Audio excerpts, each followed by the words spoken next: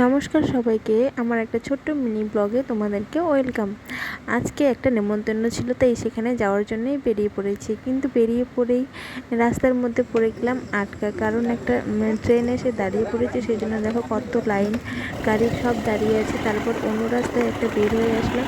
অন্য রাস্তায় একটা গ্রামের ভেতর দিয়ে একটা রাস্তা, সেখানে এতটাই বৃষ্টি হয়েছে যে প্রচুর জল জমে আছে। এই যে চলে এসেছি একটা বাঁধে। আমার ভাসুরের ছেলের আজ জন্মদিন, সেখানেই চলে এসেছি। এই যে সবাই বেলুন ফুলাচ্ছে, সব ডেকোরেশন করছে, এখানে কেক কাটা হবে। বৃষ্টির দিন, তাই প্যান্ডেলটা টিন দিয়ে করে রেখেছে, যাতে বৃষ্টি আসলেও জলটা না আসে। এই যে এখানে খাওয়া দাওয়া হবে।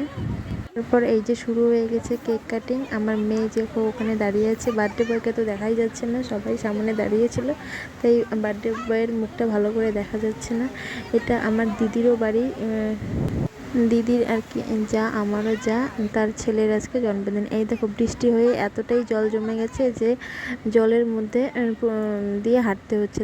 তার মধ্যে দেখো খাওয়া দাওয়া চলছে।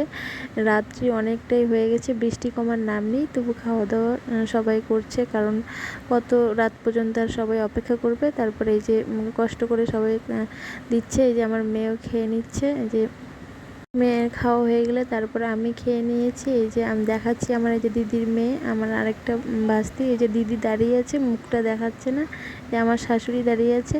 তো এইভাবে আজকের ভিডিওটা শেষ করলাম। এই যে আমার আরেকজন যা একটু পোজ দিয়ে দিল।